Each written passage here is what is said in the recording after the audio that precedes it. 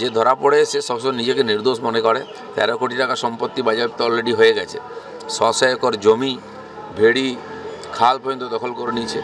সরকারি সম্পত্তি থেকে আরম্ভ করে টাকা, বিদেশ থেকে লেনদেন, বাংলাদেশ থেকে চোরা পাচার, মানুষ পাচার, রোহিঙ্গা পাচার সব করেছে। সিবিআই তদন্ত শুরু করেছে, আরও অনেক তথ্য সামনে আসবে। সিবিআই হেফাজতে রয়েছেন শেখ শাহজাহান, আর সেখান থেকেই বিস্ফোরক দাবি করলেন শেখ শাহজাহান, এমনটাই সিবিআই সূত্রের দাবি। দলের লোকেরাই ফাঁসিয়েছে। সিবিআই হেফাজতে যাওয়ার পর দলকেই নিশানা শেখ শাহজাহানের। এবার সিবিআইয়ের হাতে শেখ শাহজাহানের কল ডিটেলস। ইডির ওপর হামলার সময় একটি ফোনে 3টি কল আসা যাওয়া করেছে। সিবিআই সূত্রে খবর, 5ই জানুয়ারি সকাল 8:30 নাগাদ শাহজাহানকে ফোন তৃণমূল বিধায়ক সুকুমার মাহাতোর।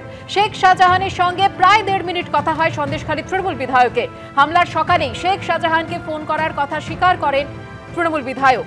বাকি 2টি ফোন কল স্থানীয় তৃণমূল নেতাদের করেছিলেন শেখ শাহজাহান, এমনটাই সিবিআই সূত্রের খবর। পঞ্চায়েতের নেতা, স্থানীয় তৃণমূল নেতাদের নম্বরও শেখ শাহজাহানের কল লিস্টে রয়েছে। শেখ শাহজাহানের দ্বিতীয় ফোনে 18টি কল হয়েছে। সিবিআই সূত্রে দাবি করা হয়েছে, ইডির ওপর হামলার 1.5 ঘন্টা পর পর্যন্ত খোলা ছিল শেখ শাহজাহানের 2টি মোবাইল ফোন।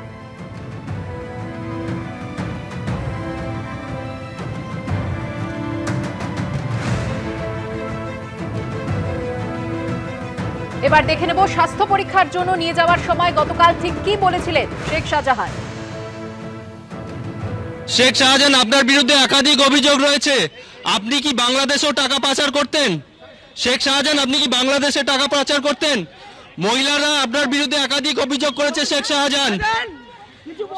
শেখ শাহজাহান, মহিলাদের একাধিক অভিযোগ রয়েছে আপনার বিরুদ্ধে। আপনি জমি লুট করতেন, টাকা লুট করতেন। শেখ শাহজাহান, আপনি জমি লুট করতেন, টাকা লুট করতেন। সব মিথ্যা, সব মিথ্যা। প্রমাণ হবে, বিচার একদিন হবে।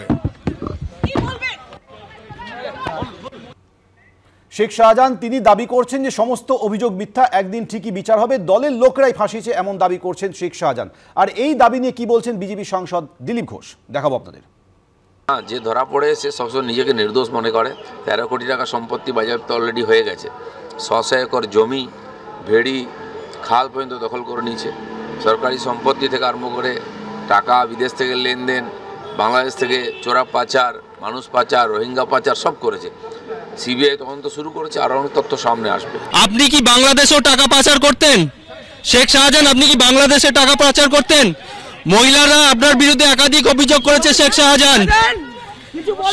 শেখ শাহজাহান, মহিলাদের একাধিক অভিযোগ রয়েছে আপনার বিরুদ্ধে। আপনি জমি লুট করতেন, টাকা লুট করতেন।